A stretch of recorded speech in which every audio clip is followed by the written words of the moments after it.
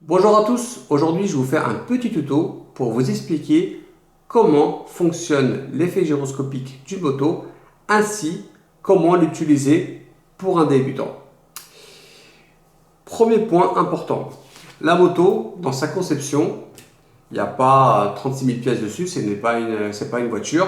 Vous avez deux plaques carbone qui font office de châssis. Après vous avez une fourche hydraulique avec 2 T en aluminium, un bras oscillant en aluminium, une couronne plastique avant arrière avec un petit pignon plastique. Le cerveau il se situe au-dessus de la moto avec un vérin hydraulique.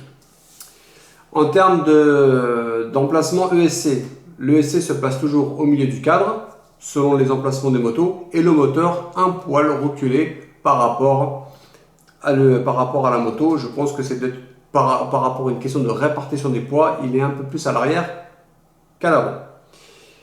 L'effet gyroscopique des roues. Beaucoup de gens me demandent, Serge, comment on fait pour rouler? Est-ce que c'est difficile? J'ai envie de vous dire, oui, c'est difficile. Mais après, comme toute catégorie, si on va apprendre, on apprend. Beaucoup de gens, quand ils se lancent dans la moto, après avoir vu certains pilotes rouler sur piste, ils trouvent cela facile. Mais quand ils essayent, la réalité en est tout autre.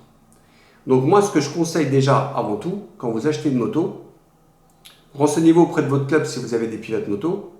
Comme ça, ils peuvent vous expliquer un petit peu certaines choses parce que ce qu'on voit sur YouTube ou ce que vous pouvez voir sur certaines pistes, vous ne pourrez pas le reproduire dès le départ, c'est impossible.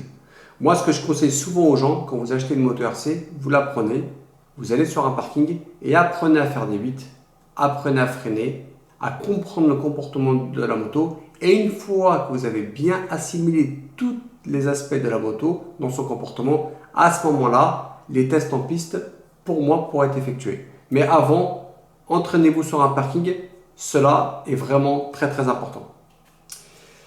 Au niveau de l'effet gyroscopique, donc beaucoup se demandent comment une moto elle tient. Bon, déjà, vous avez des barres stabilisatrices que vous mettez comme cela, comme ceci. En fait, les barres stabilisatrices, elles servent à quoi? En fait, tout simplement, elles servent aussi à protéger votre cadre et votre moto. Voilà, c'est pas elles, en fait, elles vont déterminer un certain angle où vous allez aller. Là, grossièrement, pour vous donner un ordre d'idée, je suis à 68 degrés d'angle en inclinaison, ce qui représente ceci. Voilà, je ne sais pas si vous voyez, la moto elle est quand même vachement couchée. Donc forcément, vous allez avoir quand même les flancs des pneus un peu plus attaqués, ce qui paraît logique. Mais pour un débutant, moi je conseille de mettre des barres un poil plus longues. Et fur et à mesure du temps, une fois que vous commencez à prendre une bonne habitude et vous vous sentir de plus en plus à l'aise, à ce moment-là, retrécissez les barres, mais vraiment étape par étape. Ne faites pas les choses d'un coup parce qu'au début, la moto c'est très traite. On croit comprendre de suite. On dira c'est facile et quand on l'envoie sur piste, vu qu'on n'est pas sur un parking, on a un trace à respecter, c'est là que tout devient compliqué. Donc, l'effet gyroscopique sur la moto, il y a 2 points de mesure. À la base, GRP vous vend 2 types de roues. Vous avez les roues comme ceci, les roues à jante ouverte, où vous rajoutez une jante en alu et c'est cette fameuse jante en alu qui fera effet gyroscopique sur votre moto. Ensuite, vous avez d'autres types de jantes, de chez GRP aussi, ou même Roadies, notre marque. Mais aujourd'hui, beaucoup de pilotes roulent GRP. C'est des jantes en plastique complètes, voilà, à bâton. Celles-ci, il y en a qui roulent sans poids, ils y arrivent, mais la plupart du temps, les gens rajoutent ce type de darceau au niveau des roues. Donc en fait, ceci fera l'effet gyroscopique sur votre moto. Moi, personnellement, ce qui est bien sur la RG comme sur la D88, parce que c'est les 2 motos que je connais, et la Jaber, j'ai eu 3 motos. Jaber, moi à l'époque, ils avaient les jantes en carbone, donc moi j'utilisais pas de poids. Sur la D88 et la RG BK3R, vous avez des jantes en aluminium, voilà. Donc ça c'est bien pour ceux qui achètent des roues comme moi, où vous mettez votre jante en alu, et si vous voulez avoir les jantes complètes avec les jantes en plastique, il vous faut des poids. Moi j'ai comparé les poids des deux.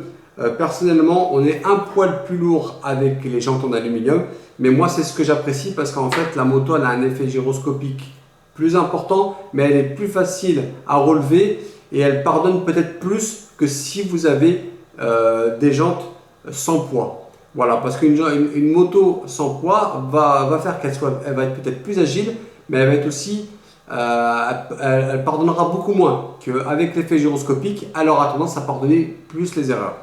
Voilà. Ça, c'est les réglages gyroscopiques. C'est très très important qu'en fait de comprendre voilà, pourquoi on met des poids sur une moto. C'est surtout ça. Il n'y a pas de, c'est pas comme les voitures en drift où il n'y a pas de gyroscope intégré. Les gyroscopes, c'est le poids. Donc comment ça fonctionne? C'est à la force centrifuge en fait. Plus vous roulez vite, plus ça tient. Un peu comme un vélo, un peu comme une moto en fait. Cette échelle-là représente quand même vraiment bien l'échelle 1 dans son comportement. Ensuite, sur ces motos-là, alors sur sur d'autres marques, mais sur la B4R comme sur la D88 ou même la Javert, la plupart des motos ont un vérin hydraulique. Je sais que la D88 la propose aussi avec un vérin à ressort. À ce qui paraît, il est plutôt sympa, il fonctionne bien. Moi personnellement, je trouve que le vérin hydraulique est bien parce qu'en fait, il a tendance à mieux à amorcer les coups, les chocs comme on dit. Donc moi personnellement, je préfère avoir un vérin hydraulique. Je trouve que dans le comportement, c'est plus fluide. Aussi, idem par rapport à la fourche avant, c'est une fourche hydraulique. Donc vous avez sur la D88, vous avez des versions basiques à fourche à ressort. Moi personnellement, je conseille des fourches hydrauliques parce que déjà, qu'est-ce que j'apprécie dans la fourche hydraulique, c'est qu'il ne faut pas oublier que beaucoup de pistes, malheureusement, le bitume des fois a des défauts, peut avoir des fissures et voilà, il peut y avoir des petits défauts de piste. Et ben en fait, l'hydraulique aura tendance à mieux amortir les coups. Le ressort fera plus effet un peu ping-pong, comme on dirait. C'est-à-dire, ça risque de saccader plus, quoi. Les mouvements les coups seront moins bien amortis. Le côté hydraulique va quand même absorber quand même beaucoup mieux les chocs. Donc moi, je trouve que le comportement sera beaucoup plus fluide avec une fourche hydraulique. Pareil, sur les motos, souvent il y a toujours un peu de rebond au niveau de la fourche à l'avant. Vous voyez quand j'appuie, toujours un peu de rebond. Pourquoi le rebond? Parce qu'en fait, si vous avez une fourche trop dure, trop dure et qui ne fait pas office d'amortissement, ce qu'il va faire, c'est qu'elle va sautiller comme ça. Elle peut sautiller lors de petites bosses. Et que si vous avez un peu de rebond, ce rebond va pouvoir amortir les chocs et donc laisser la moto et qu'elle puisse avoir un comportement stable sur la piste. Donc toujours avoir un peu de rebond à l'avant comme à l'arrière. À l'arrière, c'est pareil, j'ai toujours un peu de rebond. Deuxième point, vous avez deux catégories de motos. Vous avez la catégorie stock en 13,5 et la catégorie Superbike. Alors, c'est quoi la différence? La différence, c'est que la catégorie 13,5, vous n'avez pas de frein à disque à l'avant. Voilà, vous avez le moteur 13,5 possède déjà un frein moteur en lui-même assez puissant, je trouve assez bien. Pour l'avoir essayé, j'ai trouvé vraiment concluant ce moteur. Et vous avez le frein arrière. Donc entre le frein arrière et le frein moteur du 13,5, sincèrement, le disque à l'avant ne sert pas à grand chose. Voilà. Sur les catégories Superbike, donc là vous passez sur des moteurs de 3,5 jusqu'à 13,5. Donc la plupart des motos sont équipées de moteurs 7,5, mais vous pouvez aussi mettre des moteurs 5 tours, 4 tours, etc., etc. Vous pouvez mettre ce que vous voulez. Et là par contre, la moto va quand même plus vite. En ligne droite, elle est capable d'atteindre des vitesses à plus de 100 km/h. Donc là, le frein à disque est important parce que le frein arrière, ça risque d'être un peu juste. Même si il y en a qui arrivent à le faire, moi personnellement, je n'y arriverai pas. Donc personnellement, le frein à disque va vraiment compenser en fait toute cette glisse de l'arrière. Donc la répartition des freins sur une catégorie Superbike avec des moteurs très puissants, le frein à disque à l'avant pour moi est indispensable. Comment ça fonctionne le frein à disque? En fait, il faut mixer les voix selon vos radios. Moi j'ai une Sanois, en fait j'ai mixé mon frein arrière avec mon frein avant. Si vous voulez que je vous donne un exemple, ça donne cela. Hop, là j'allume. Hop, là vous voyez ma roue elle tourne, j'accélère, et quand je freine, hop, ça freine mon arrière et ça freine mon avant. Voilà. Là j'ai ça. Ce que vous venez de voir, c'est parce que j'ai mixé les voies. Donc quand je freine, mon arrière se met à freiner, mais mon avant également. Donc personnellement, j'ai toujours plus de frein avant que de frein arrière. Voilà, le frein arrière, c'est plus pour me ralentir. Et le frein avant, lui, il va vraiment quand même m'aider à faire piler la moto. Un peu comme je roule un peu à l'échelle 1, concrètement. Voilà. Donc ça c'était le point, c'était les petites explications de la moto, voir comment elle se comporte. À savoir que sur une moto, beaucoup disent ouais mais la direction elle est inversée. Oui, vous inversez la direction du cerveau, au niveau du cerveau, vous inversez, mais après au niveau de votre manette, votre gauche c'est votre gauche, votre droite c'est votre droite, hein. Ça ne change pas. Mais oui, la direction il faut l'inverser au niveau de votre cerveau. Alors, qu'est-ce que je pourrais vous dire de plus? Sur ce type de moto, vous avez aussi des couvertures chauffantes. Attends, je vous montre. Comme ceci. Voilà. Donc ces couvertures chauffantes sont le même système que les couvertures de chez T8, 1/5e et d'autres catégories. Voilà. Alors sur les motos, vous avez deux types de couvertures. Vous avez les couvertures classiques, standards, et vous avez des coques. Voilà. Donc il y a un anglais qui s'appelle Roy Davis qui fait des coques pour une 150 €, je pense. Alors les coques c'est bien, mais moi je préfère les couvertures comme ça à l'ancienne. C'est peut-être plus chiant à mettre, mais dans la durée, je pense que ça dure plus longtemps.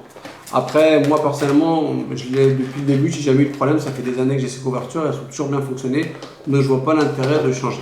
Voilà. Mais après, le système il est pareil. Moi, je mets à 50 degrés, je chauffe les pneus à 50 degrés et on n'en parle plus. Sur les pneus, je vais vous dire un petit peu sur les pneus parce que ça c'est pareil. Moi, je dis, il faut pas chercher à savoir qu'est-ce qu'il faut mettre comme pneu. Vous avez trois types de gomme. Vous avez le R2 qui sont faits pour la pluie. Le R2, c'est des pneus à la base qui sont faits pour la pluie. Le M5, c'est des pneus médium. Voilà, c'est une nouvelle gamme GRP. Donc le M5 est équivalent à une température de piste de 25 degrés piste à 65 degrés piste. Donc c'est les pneus que vous utilisez sur des pistes chaudes. Voilà, genre printemps, été.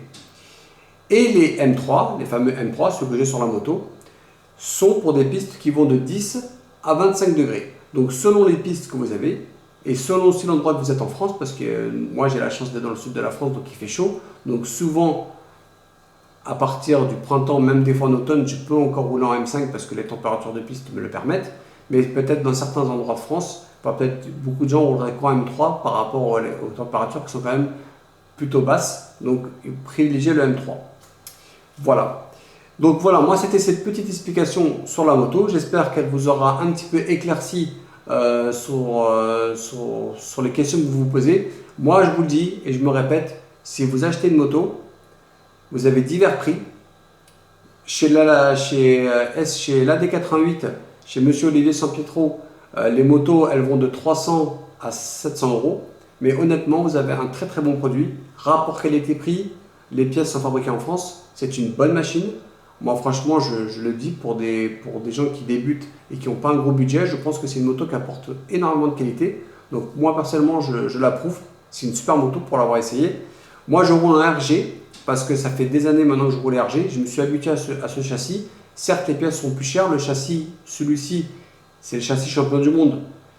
Il est très cher. Il vaut 1200 € complet, juste avec le disque. Sinon, si vous achetez sur le disque, vous l'avez à 1060 €. Donc ça reste quand même un sacré budget. Après, c'est une moto solide. Voilà. Après, juste une petite information, d'information par rapport à la solidité des motos. Il y en a qui me demandent, est-ce que c'est solide? Moi, je vais vous dire, c'est ultra solide. Ne comparez pas cette catégorie avec les autres. C'est ultra solide. Moi, je lui ai mis des pains à cette moto. Elle a fait des saltos avant. Elle a fait des high side malades. Je l'ai déjà rattrapé coincé au milieu des grillages. Ces motos, c'est ultra solide. Moi, je vous dis, j'ai jamais, en 2 ans et demi, la seule pièce que j'ai pétée, elle était au niveau du disque du frein avant. Cette petite pièce en carbone, elle m'a coûté 14 €. J'ai jamais eu une catégorie, et je vous le dis pas, je ne vante pas les mérites de la moto, mais je n'ai jamais eu une catégorie qui m'a coûté si peu cher en pièces détachées. Voilà. Après, vous avez les consommables, courroie, couronne et tout. Ça, par contre, ça fait partie du consommable, mais la structure de la moto elle-même, c'est ultra solide. Si vous en prenez soin, vous vérifiez un petit peu vos serrages, vous vérifiez un peu le jeu. Honnêtement, c'est une catégorie qui ne vous coûte pas trop cher à l'entretien. Voilà les amis, j'espère que cette vidéo vous a plu, j'espère que ça vous donnera des idées un peu plus précises sur la catégorie moto. Venez nombreux dans cette catégorie. Si vous avez des questions, n'hésitez pas à venir me voir sur mon groupe Facebook, Brouchelès et Thermique, la passion du modélisme. Abonnez-vous à ma chaîne, soutenez ma chaîne si vous le souhaitez. Moi, je continuerai à faire des vidéos. Si vous avez des suggestions en commentaire, n'hésitez pas. Dites-moi ce que vous voulez voir et ce que vous voulez savoir. Si je peux vous aider, je le ferai. Je vous remercie d'avoir vu cette vidéo et je vous souhaite une bonne journée. À bientôt, au revoir.